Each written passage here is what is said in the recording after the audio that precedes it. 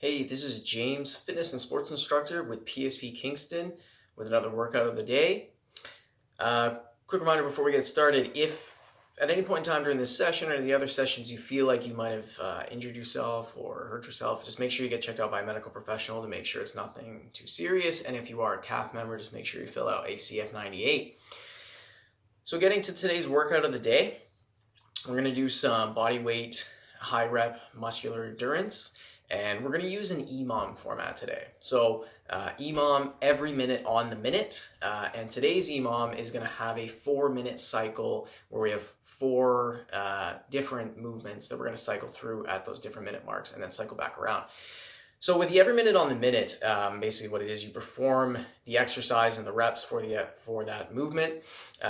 Once you've completed, you rest until the start of the next minute and then continue on. Most times with an EMOM, you want to be sitting somewhere between like 30 and 45 seconds, maybe up to the 50-second mark for that exercise. If you're way over that marker with those reps, it's going to be really hard to continue on with that EMOM cycle, especially with today's because it's a bit of a longer piece. So we'll quickly kind of go over the session. So our movements for today, we have air squat, push-up, chin-ups and pull-ups with a substitution on that one of a single arm row. So to break down the session today, we're going to break down those 4 different minute markers. So minute 1, air squat's our first movement. You're going to be going for 20 reps on the air squat. Again, once you finish those 20 reps, resting until minute 2 rolls around. On minute 2, we're switching movements. We're going to the push-up. With the push-up, it's also going to be 20 reps. Moving to minute 3, we're actually going to go back. We're doing air squat again for the 3rd minute. Again, another 20 reps on your air squat. And then moving to minute 4, we're going to be going to that upper back pulling exercise, chin-ups or pull-ups for 10 reps, or we're going to do that single arm row exercise for 10 reps per side. So after that 4th minute, when you go to minute 5 and you cycle back around again, you're going to be going back to the air squat. You're going to continue that 4-minute cycle. In this workout, the total minutes is 40 minutes or 10 rounds total of those 4-minute cycles. So you're going to be completing 10 sets of each of those exercises and 20 sets of the air squat. So just a couple of considerations for some of the exercises and how to scale. Air squat, most people are going to be able to complete those 20 reps, but again, if you're hitting like that 50 marker or 50-second marker on that 1st minute, you might want to scale that back a little bit. But the main one to talk about scaling would be on the push-up and the chin-up or pull-up. So with the push-up exercise, that 20 rep marker would be kind of like an RX, but if you need to scale it, the rep marker that you should be shooting for should be roughly about 50% of your 1 set max on a push-up. So if your 1 set max is 20 reps, let's say, maybe shoot for 10 reps on each of those sets will be a good marker to kind of shoot for. If you're not able to do at least 10 reps for a 1 rep max for this exercise, just to make sure that you're getting the adequate stimulus and volume, this would be a good opportunity to just elevate the hands into an elevated push-up position, find out what your 1 set max is on that one, and then do that 50% on that as well. Chin-up or pull-up, same thing. So again, if you're scaling it, if 10 reps just seems like way too many to do that RX, scale it back, and again, you're going to be shooting for roughly about 50% of your 1 set max out for this exercise. So we're going to go just through a couple movement demos and just talk through the movements a little bit, just to be clear on those. All right. So air squat, first movement. So real quick, just running through. So when we're talking about air squat, prisoner air squat, hands behind the head, gets you a little bit more of that midline stimulation to try and keep that torso nice and upright. Feet roughly hip width, hip distance apart or a little bit wider. Toes can be straight forward or pointed out. And then from this position here, bending the knees and hips at the same time. Try and drop the hips down between the feet. Keep that spine nice and long and tall. Keep that chest up, driving through that midfoot heel. Couple from the front.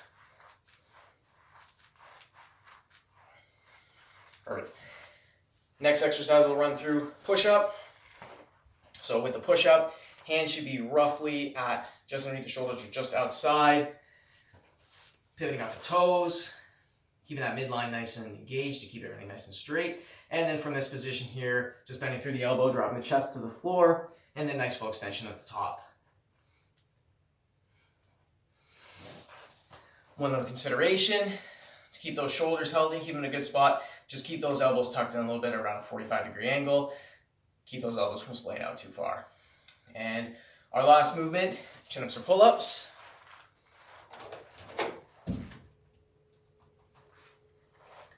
So with the chin-up or pull-up, might need to get a little bit creative for this exercise, all depending. If you have a chin-up pull-up station at home, great. I have 2 children's plastic plate handles bolted to my door frame here. If you have a sturdy door frame, you can grab a nice hold on, I-beam in your basement or your garage. Just make sure whatever you're using is nice and solid and stable before you start going at it, but anything you can grab, that nice overhand grip, get a good solid grip, and pull yourself up. So we'll do a quick little demo on the pull-up.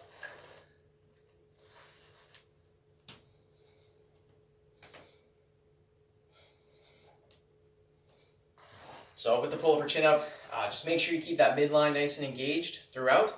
Another just quick consideration with the pull-up or chin-up is, as you go to pull up, think about driving those elbows back and down towards the ribcage, rather than trying to drive the chin up to the bar. You're going to get a little bit better engagement through the upper back musculature that you're trying to target with this exercise.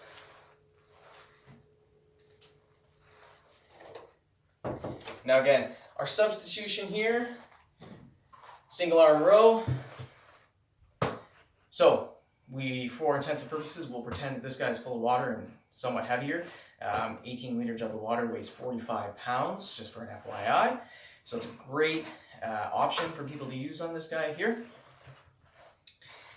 So again, staggered stance, pivoting that front arm off that knee, nice full extension through the arm, driving that elbow up and back, squeezing that shoulder blade, driving with that elbow.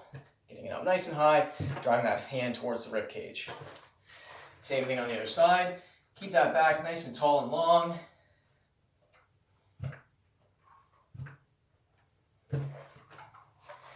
And that's our single arm row. So reasons for substituting the single arm row for the chin up or pull up. One, capability, if you're not able to do at least that 5 set of chin ups for this exercise here for this session, do that sub for that single arm row, 10 reps per side. Another reason for doing that substitution for that single arm row is if you just don't have the setup for chin ups or pull ups at home, which is fine. So there's your good option right there. Just make sure with that single arm row that the object that you have a general idea of how much it weighs, and also that it's challenging enough for you. So for this one here, because we're going for 10 reps per side, it should be something you should be able to max out at about 15 to 20 reps.